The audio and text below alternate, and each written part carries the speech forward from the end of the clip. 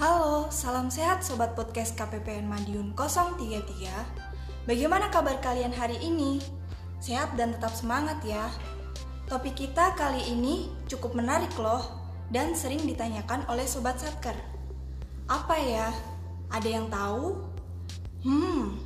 Ya, betul banget. Kita akan bahas terkait rekening virtual. Seperti apa ya? Yuk, kita simak podcastnya. Hai Kak, habis dari mana nih? Kok kelihatan sumringah banget?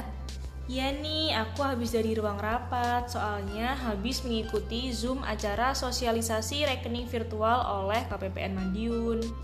Wah, kalau gitu pas banget ya Kak. Aku juga pengen tahu nih tentang rekening virtual ini. Karena kabarnya akan segera diberlakukan untuk seluruh satker kementerian lembaga ya Kak. Bener banget, jadi di bulan Maret 2021 ini seluruh satuan kerja kementerian lembaga sudah harus menggunakan rekening virtual. Di aturan terbaru pada PMK 183 tahun 2019 terdapat perubahan yang mendasar dalam pengelolaan rekening pengeluaran milik kementerian lembaga, yaitu penggunaan rekening pengeluaran dalam bentuk virtual pada lingkup satker yang menggantikan penggunaan rekening pengeluaran dalam bentuk rekening giro. Perubahan mendasar ini diwujudkan melalui restrukturisasi rekening pengeluaran.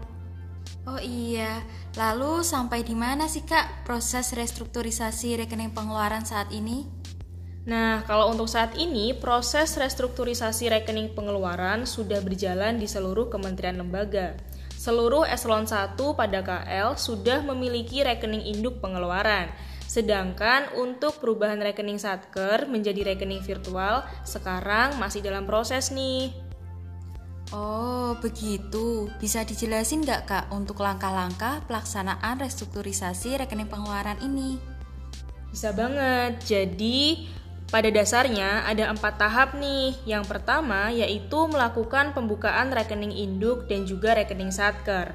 Yang kedua, pelaksanaan migrasi saldo atau cut-off dari rekening lama yang berbentuk giro ke rekening baru yang berbentuk virtual. Yang ketiga, perekaman rekening induk dan penyesuaian rekening satker pada aplikasi Sprint. Dan yang terakhir yaitu pendaftaran supplier baru. Wah, makin menarik nih Kak. Bisa dijelasin satu persatu untuk tahapannya Kak? Oke, sekarang saya akan menjelaskan secara garis besar aja ya. Untuk detailnya, kakak bisa mempelajari lewat PMK-nya aja. Yang pertama, untuk tahap pembukaan rekening induk dan rekening satker akan dilakukan oleh unit eselon 1 di masing-masing satuan kerja. Di tahapan ini, Bank Umum wajib memastikan pendistribusian kelengkapan rekening virtual telah diterima oleh satker yang bersangkutan, seperti user dashboard, CMS, dan juga kartu debit. Di tahap kedua, yaitu proses pemindah bukuan atau cut-off. Apabila satker telah menerima kelengkapan rekening virtual dari bank, maka eselon 1 mengajukan surat permintaan cut-off kepada Direktorat PKN. Lalu, Direktorat PKN inilah yang nantinya akan menetapkan jadwal untuk cut-off. Nah, dalam melaksanakan cut-off tentunya ada hal-hal yang harus diperhatikan ya. Hal-hal tersebut antara lain, yang pertama, pelaksanaan waktu cut-off adalah pada hari kerja. Yang kedua, satker tidak boleh melakukan transaksi selama 1 hari penuh, termasuk pemindah bukuan pada saat tanggal cut-off. Yang ketiga, koordinasi antara eselon 1, satker, dan juga bank harus tetap berjalan dengan baik demi menjaga kelancaran proses cut-off.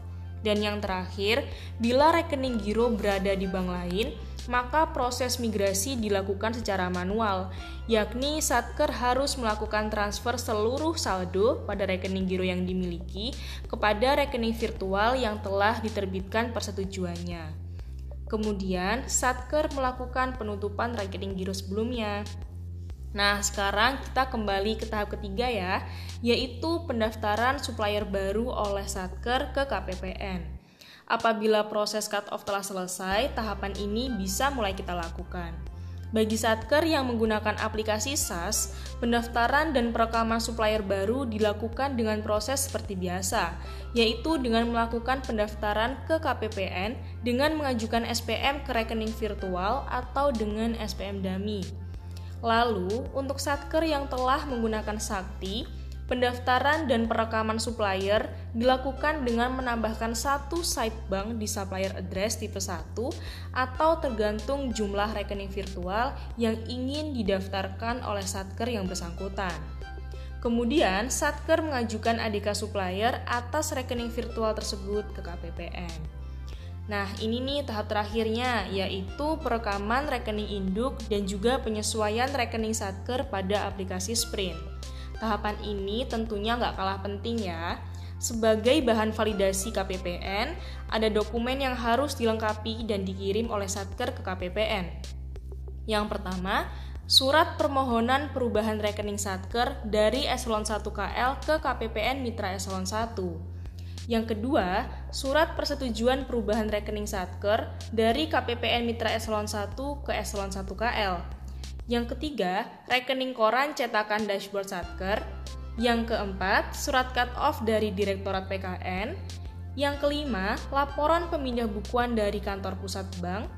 Yang keenam, surat permohonan penutupan rekening lama atau giro dari Satker ke kantor cabang bank. Yang ketujuh, surat penutupan rekening lama atau giro dari kantor cabang bank. Dan yang terakhir adalah cetakan rekening koran untuk rekening lama berupa giro dengan saldo nihil. Wah, begitu ya Kak. Sebenarnya apa sih Kak yang diharapkan dengan adanya perubahan rekening giro ke rekening virtual ini? Jadi kalau harapannya sih semoga kita bisa mendorong simplifikasi, efisiensi, dan juga efektivitas Satker dalam pelaksanaan APBN. Karena dengan adanya rekening virtual ini, jumlah rekening induk cukup dibuka pada kementerian lembaga induknya saja, sehingga jumlahnya akan sangat jauh berkurang. Jadi lebih mudah dikelola dan diawasi kegiatan serta saldonya. Oh, begitu. Lalu untuk kelebihan dari rekening virtual ini apa ya, Kak? Nah, kelebihannya yang pertama, kita akan mendorong budaya cashless di Satker. Yang kedua, penggunaan digital banking seperti kartu debit, CMS, dashboard yang menggantikan penggunaan cek atau biliet giro. Yang ketiga, Satker, Eselon 1, Kementerian Lembaga, dan juga Bendahara Umum Negara dapat memantau kegiatan rekening serta saldo melalui dashboard secara real-time dan online. Dan yang terakhir nih, manfaatnya adalah bisa melakukan konsolidasi saldo rekening pengeluaran pada satu rekening induk saja. Gimana nih Kak? Kira-kira masih ada yang mau ditanyakan nggak? Wah, penjelasan Kakak sangat detail dan mencerahkan sekali. Dengan modernisasi rekening pengeluaran pada Satker ini, benar-benar mendukung tugas dan fungsi Satker dalam memberikan pelayanan kepada masyarakat ya Kak. Bener banget, ditambah semua pihak terkait yaitu Satker, KL induknya sampai dengan Bendahara Umum Negara bisa memantau kegiatan dan saldo rekening secara real time melalui dashboard yang tersedia dalam sistem.